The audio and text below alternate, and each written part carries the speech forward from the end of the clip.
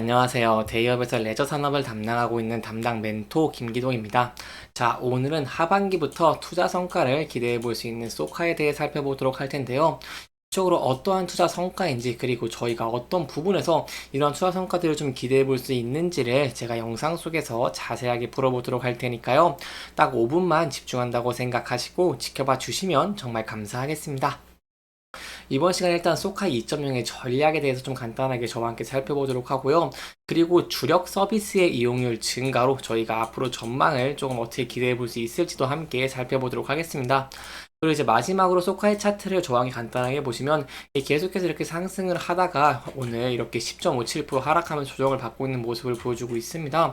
제가 저번 영상에서 이렇게 계속해서 상승 추세를 이어갔기 때문에 조정이 나올 가능성이 높다고 말씀을 드렸기 때문에 여기에 대해서 저희가 앞으로 어떠한 대응 전략을 짜는 게 좋을지까지 제가 이번 시간에 이러한 순서대로 중요한 내용들을 하나하나 풀어가 보도록 할 테니까요. 영상 시청해 주시기 전에 구독과 좋아요 한 번씩만 눌러주시길 부탁드리도록 하겠습니다. 일단 소카 같은 경우에는 올해 상반기까지는 탄력적인 차량 운행과 이용자 극대화를 위해 이런 집중 투자 전략을 좀 이어갈 전망을 좀 가지고 있습니다. 그렇기 때문에 이에 따른 투자 부담 같은 경우에는 당분간 지속될 것으로 보고 있고요. 따라서 저희가 앞으로 기대해 볼 수 있는 부분은 하반기부터 이러한 투자 성과가 가시화를 하면서 매출 성장과 함께 수익성 개선이 되는 것들을 조금 기대를 해볼 수 있겠습니다. 왜냐면 소카 같은 경우에는 지난해 매출액 같은 경우를 지켜본다고 하시면 3,985억 원을 기록을 하면서 전년 대비 0.2%좀 소폭 증가를 했지만 영업이익과 당기순이익 같은 경우는 이렇게 좀 손실폭이 커진 모습을 보여줬습니다. 이는 지난해 하반기부터 전략적 투자에 주력을 했기 때문에 수익성 지표가 좀 일시적으로 악화됐다라고 볼 수 있겠고요. 따라서 이러한 내용들에 대해서 제가 좀 자세하게 아는 것이 중요해서 지금부터 좀 자세하게 설명드리도록 하겠습니다. 소카 같은 경우는 지난해 3분기에 실적 발표 컨퍼런스 콜에서 1년간의 집중 투자를 통해서 차량과 고객의 LTV, 이 생애주기 이익을 크게 늘리면서 성장 모멘텀을 확보하는 소카 2.0 전략을 공개를 했습니다.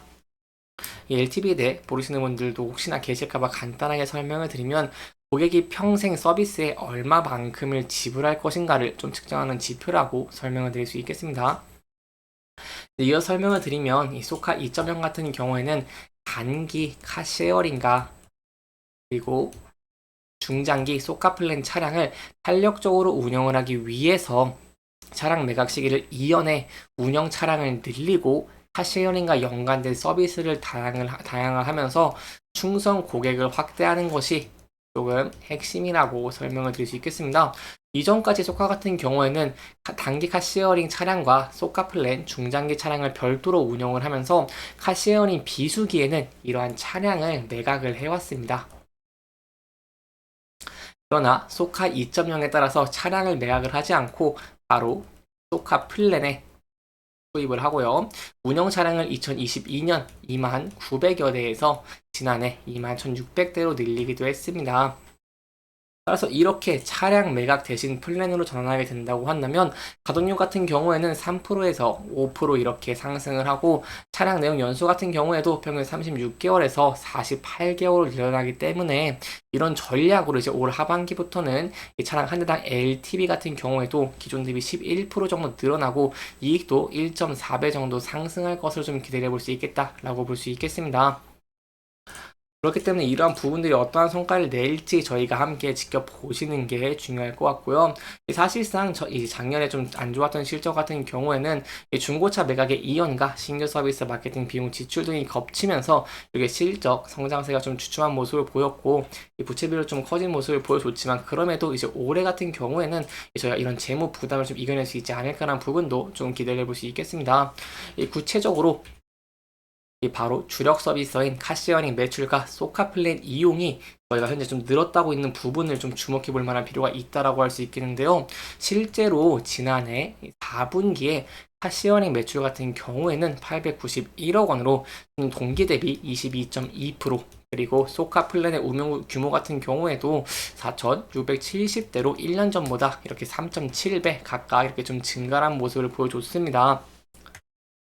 이는 대규모 차량을 수익성 높은 10분 단위의 단기 카시어링과 고정비가 낮은 소카 플랜에 탄력적으로 배차를 하면서 차량 LTV를 극대화하는 전략이 좀 많이 먹혀들었다라고 볼 수 있겠고요. 카시어링의 대중교통, 속박, 그리고 마이크로 모빌리티 서비스 등을 결합을 하면서 이용자 LTV를 극대화하면서 이 월간 순 방문자 수 바로 MUV의 경우에도 지난해 4분기 156만으로 1년 새 75.5% 이렇게 상승을 했습니다.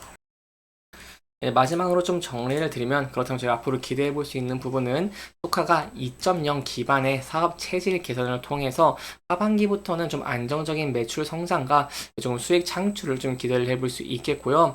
그렇기 때문에 이런 부분들이 앞으로 어떻게 좀 진행이 되는지 이런 부분도 함께 지켜보시는 게 중요할 것 같습니다. 이 4분기에도 확인을 했듯이 이 소카 같은 경우에 좀 성장성을 좀 기대를 해볼 수 있다라고 볼 수 있겠고, 그래서 이러한 내용들에 대해서 추가적인 내용이 나온다고 한다거나 추가적인 이슈가 있다고 한다면 제가 또 여러분들에게 자세하게 설명해 드리도록 할 테니까요. 영상 시청해 주시면서 구독과 좋아요 한 번씩만 눌러 주시기를 부탁드리도록 하겠습니다. 이렇게 이제 하반기까지는 조금은 부진한 전망이 보일 그 전망들을 좀 생각을 해볼 수 있기 때문에 주가 같은 측면에서도 이렇게 현재 좀 조정을 받고 있는 모습을 보여주고 있습니다. 여기에 대해서는 이러한 사업 확장과 성장에 대해 기대를 하면서 주가가 좀 계속해서 상승 추세를 이어지며 상승을 했는데 그에 따라서 좀 조정이 나온 것으로 좀 저희가 보고 있고요. 그래서 이 부분대에서 어떠한 대응 전략을 짜는 게 좋을지가 좀 중요할 것 같은데 여기에 대한 전략은 현재 앞서서 지지를 받았고 그리고 저항을 받았던 구간대인 23,300원대를 현재 이탈한 모습을 보여줬기 때문에 저희가 그동안 계속해서 지지해주는 라인 바로 61선을 선을 지금 지지를 받을 수 있을지 여부를 함께 지켜보시는 게 중요할 것 같고요. 이 부분대를 이탈하게 된다고 한다면 차트를 좀 크게 보겠습니다. 이 부분대를 이탈하게 된다고 한다면 저희가 매물대가 좀 많고 여기서 저항, 지지를 받았고 저항을 받았던 구간대 바로 18,500원대에서 지지를 받을 수 있을지도 함께 지켜보시는 게 중요할 것 같습니다. 하지만 이 부분대도 이탈하게 된다고 한다면 하방으로 이제 17,000원 그리고 그 밑으로까지 좀 열려 있기 때문에 여기에 대해서 좀 리스크적인 관리를 하시는 게 좀 안전한 투자의 방법 중에 하나가 되지 않겠나라고 여러분들에게 좀 설명을 들어볼 수 있겠고요. 하지만 61선에서 지지를 받고 주가가 상승을 하는 모습을 보여주게 된다고 한다면 저희가 전 저점 부분에서 좀 저항을 받을 가능성도 있다는 부분도 염두에 두시면 좋을 것 같습니다. 이렇게 이번 영상은 소카의 2.0 플랜 그리고 저희가 올해 하반기부터 조금은 긍정적인 실적들을 기대해 볼 수 있다는 내용들을 조금씩 짚어보면서 진행을 했고요. 해당 영상은 개인적인 의견이 많이 들어갔기 때문에 투자자분들의 주관적인 생각과 해당 내용을 토대로 현명한 선택을 하시면 좋을 것 같습니다. 영상 잘 보셨다면 좋아요와 구독 부탁드리면서 오늘 영상 마무리하도록 하겠습니다. 끝까지 시청해주셔서 감사합니다.